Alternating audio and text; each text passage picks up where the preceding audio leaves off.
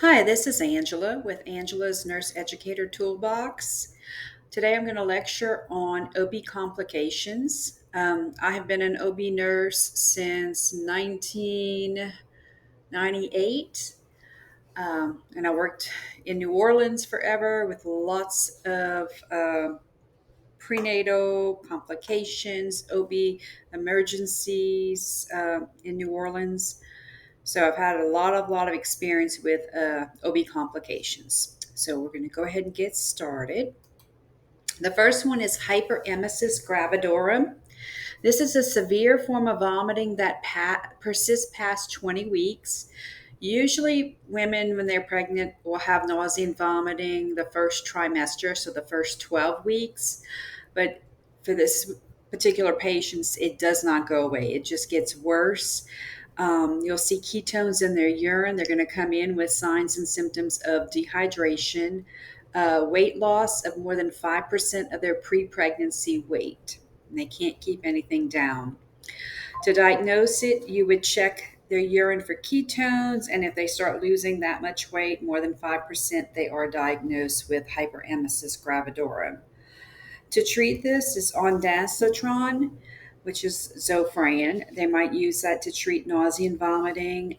Sometimes we use metoclopramide or Reglan to help stop the vomiting.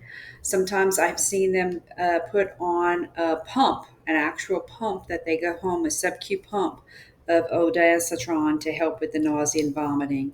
If it's really severe, they might be on total parental nutrition, peripheral parental nutrition. We're definitely going to give IV fluids to keep them from getting dehydrated. Sometimes taking vitamin B6 helps with that nausea. The problem we worry about, if they're throwing up this much and not able to keep anything down, they're going to start cramping, okay, and contracting, and can possibly lose the baby, the pregnancy. So we don't want that to happen. So we got to make sure they stay hydrated. An ectopic pregnancy, this occurs when the fertilized ovum implants outside of the uterus. Usually they'll have severe abdominal pain on one side. They'll have decreased blood pressure if it ruptures, increased heart rate, shoulder or neck pain. Sometimes they'll come in with vaginal spotting. This is diagnosed with an ultrasound, usually in the first trimester. Also monitoring beta HCG levels. That's your blood test for pregnancy hormone.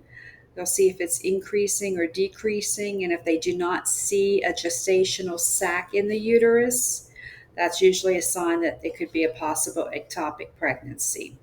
They are not easily able to be seen right away. You really have to be looking for it, and an experienced sonographer that would be really looking for an ectopic pregnancy. To treat this, they would prefer to give you methotrexate. This is a chemotherapy drug that they use, which would cause the baby to get reabsorbed in the fallopian tube. They can give this as long as it's not ready to rupture. If it ruptures, they might have to do a salpingostomy, where they remove the fallopian tube or part of the fallopian tube. The problem with that, it would affect their fertility later on in life. If they did remove a part of it where the baby was, it would have scar tissue and more likely reoccur, more chance of having an ectopic pregnancy in the future. Gestational diabetes. This occurs when the blood glucose is elevated in a pregnant female that was not previously diagnosed with diabetes beforehand. Signs and symptoms: increased thirst, hunger, and urination. They can get frequent UTIs, yeast infections, fatigue. This one's usually diagnosed with a glucose tolerance test between 24 and 28 weeks. To treat it, it could either be diet controlled, or mom might actually have to take insulin throughout her pregnancy for the rest of the pregnancy. We want to make sure it is controlled, because if mom continues to have high blood sugars, this can impact the baby, and the baby would be an LGA, large for gestational age, so a very big macrosomic baby. which may be impossible for mom to pass vaginally, which can lead to birth trauma for both mom and the baby. The next one is an incompetent cervix. This is the inability of the cervix to retain a pregnancy, usually in the second trimester, and this is without the with the absence of contraction. So she's not contracting. It's just her cervix can't stay closed. And in this little picture right here, I have a image of the cervix where it's starting to open up. Signs and symptoms: pelvic pressure, back pain, cramping, dilation of the cervix. Mom might actually have funneling of her water bag through the cervix. Okay. To diagnosis, they can measure cervical length on the ultrasound. Mom might have a history of preterm births in the second trimester. Usually, it's diagnosed after repetitive loss in the second trimester.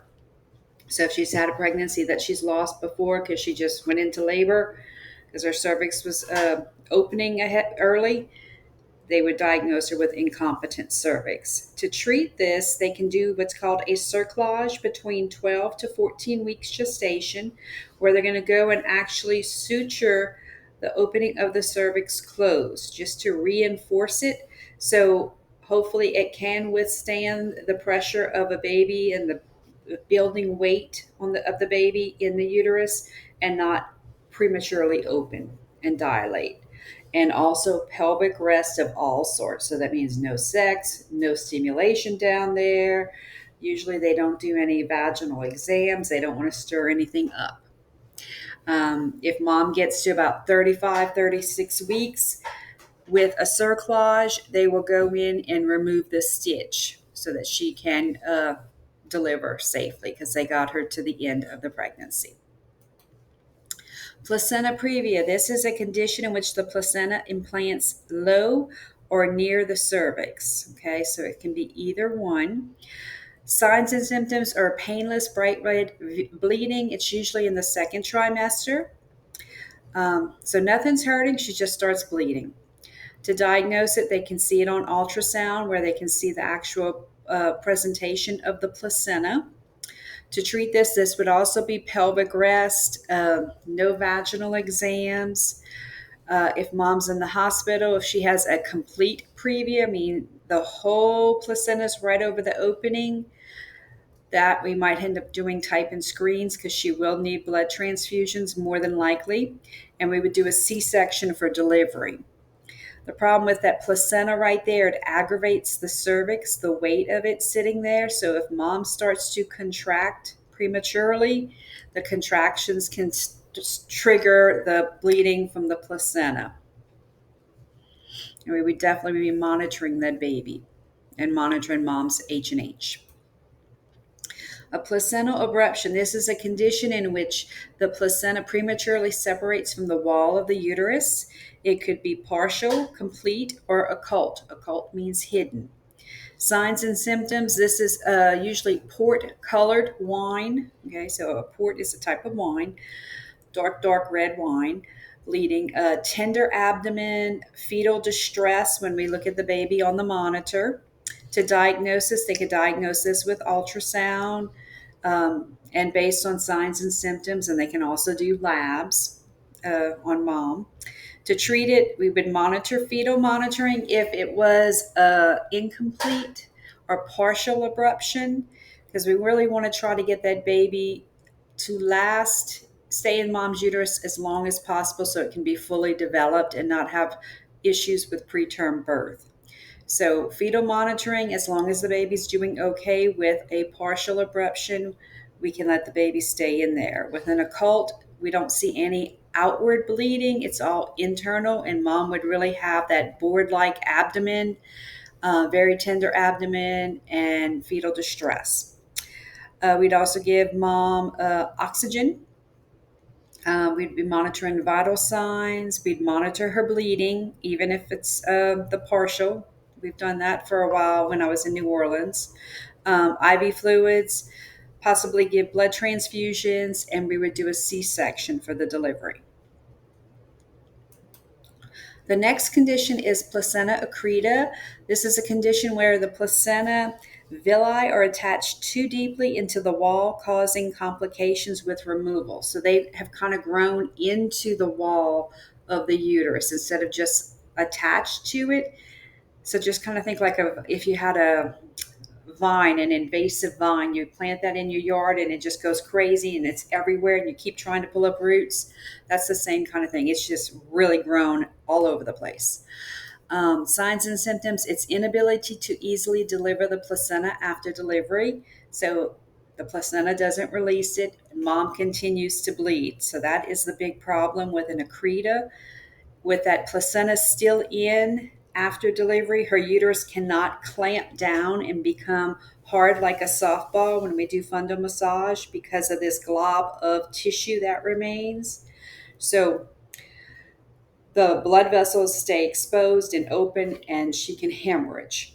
So to treat this, we can give it Pitocin. We usually do it wide open in the IV fluids. Methergin to treat the bleeding, hemabate. We might have to manually remove the placenta, where the doctor, if it was vaginal, might reach up in there to actually remove pieces of the placenta, or we actually may have to do a total emergency hysterectomy, okay, to save mom's life. Preterm labor. This is when you have contractions greater than 6 an hour before 37 weeks gestation that cause cervical change. Some people can have contractions and it's just preterm contractions. Preterm labor is if it causes cervical change. So you start to dilate or efface. To diagnose this, so say I come into the hospital and I've been having some contractions. They can do a swab test, a fetal fibronectin test, to determine whether or not I'm more than likely to go into labor in the next 48 to 72 hours. We do fetal monitoring and SVEs, sterile vag exams. We can measure cervical length on the ultrasound to see if it's getting shorter, it's becoming more effaced, or if she's dilated. To treat this, they might give nifedipine by mouth, Indocin by mouth. We can give magnesium sulfate IV. Okay, so that would be in IV fluids, IV piggyback. We're trying to relax the smooth muscles of the uterus to stop contracting. We would give betamethasone IM to mom. So this is going to help stimulate the lung development in the baby, letting the baby know, hey, you're about ready to get evicted. So you better hurry up and get those lungs ready because you're getting ready to come out. So we really try to get those steroids in for the benefit of the baby. Sometimes we'll use progesterone IM. That also helps with preterm. But they found we started doing that if you had first trimester bleeding, giving some progesterone shots, or if you had multiple babies, the pregnancy lasted longer and was less likely to succumb to preterm labor. PIH, this is pregnancy-induced hypertension. You might have heard the word preeclampsia. Those are used interchangeably. Symptoms of PIH, the mom did not have high blood pressure before. She might complain of a headache, like the worst headache in her entire life. If any pregnant patient ever comes in telling you that, get a blood pressure immediately. She might complain of having blurry vision, seeing floaters or spots in her vision. Epigastric pain up where the liver is, okay, because the liver would be distended. She'd have proteinuria in her urine, weight gain, edema. Usually they are swelling, especially ask about that in the feet. It's the hands. Their face might actually be swollen. And they'll have elevated blood pressures greater than 140/90.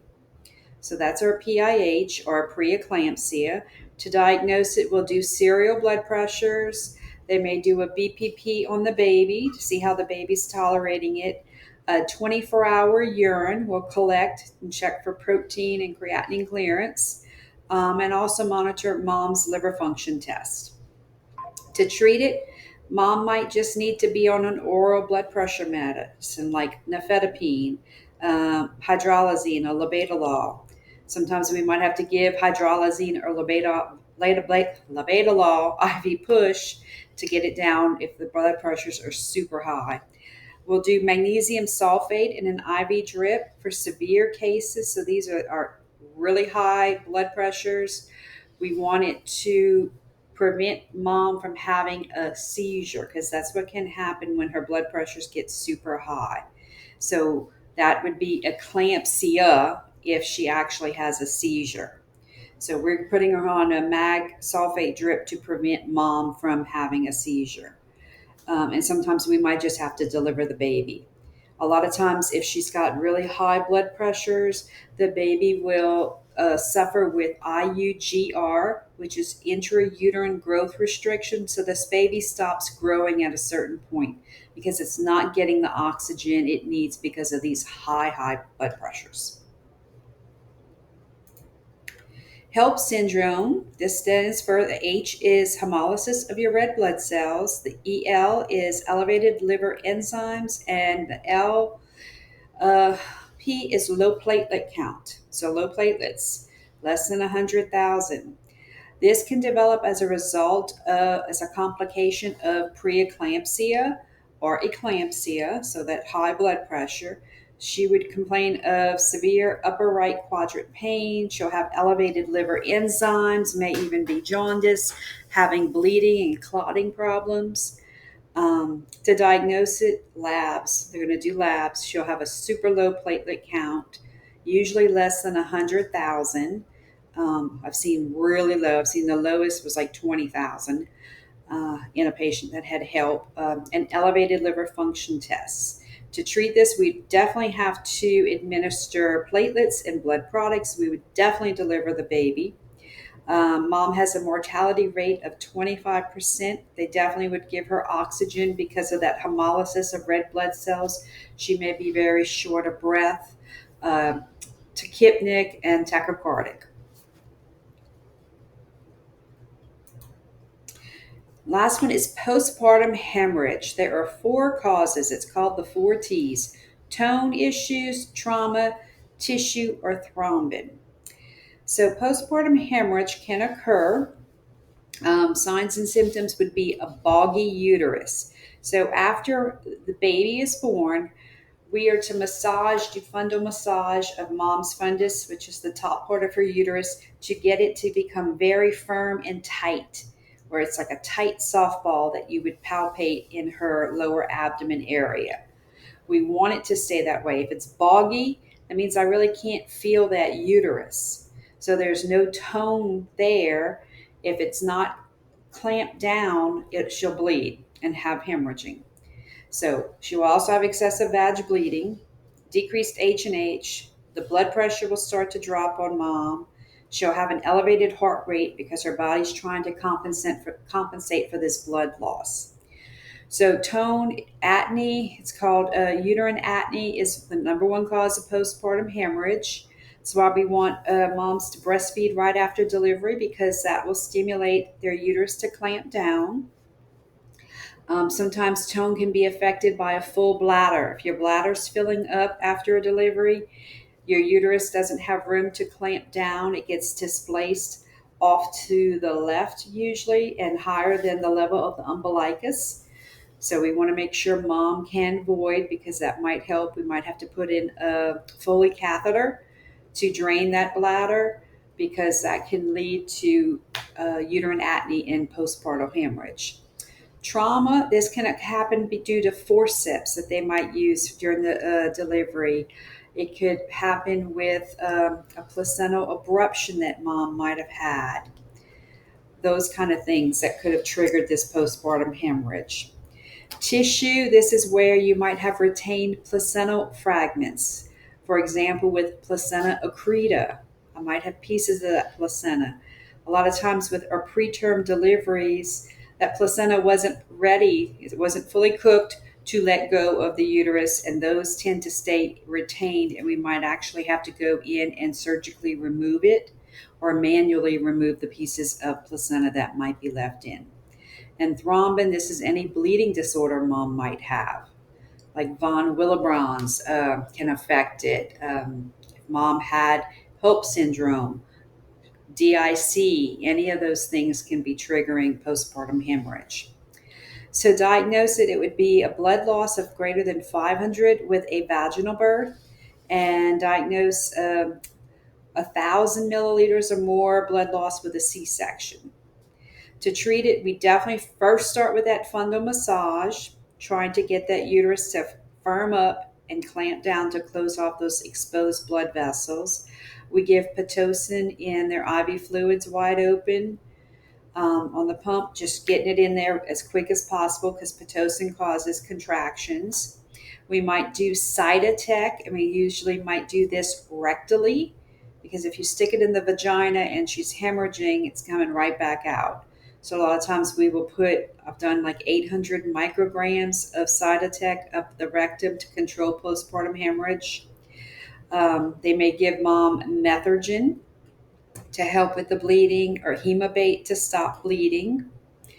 And they have come out with something, it's a Bakri, it's a uterine balloon. It's almost like a Foley catheter, but they put it into the uterus and inflate this balloon to put pressure up against the blood vessels that are exposed to hopefully give time for mom to start to clot so we don't have to do an emergency C-section, because that's something we don't want to have to, not a C-section, emergency hysterectomy, because that's something we don't want to have to do because that can affect her fertility. Okay. Mortality rate for postpartum hemorrhage is 25%. We'd also put her on oxygen. Well, I hope this lecture helps about OB complications. I will be posting more lectures and recordings on different topics. If you like these, like and subscribe to my YouTube channel. Have a great day.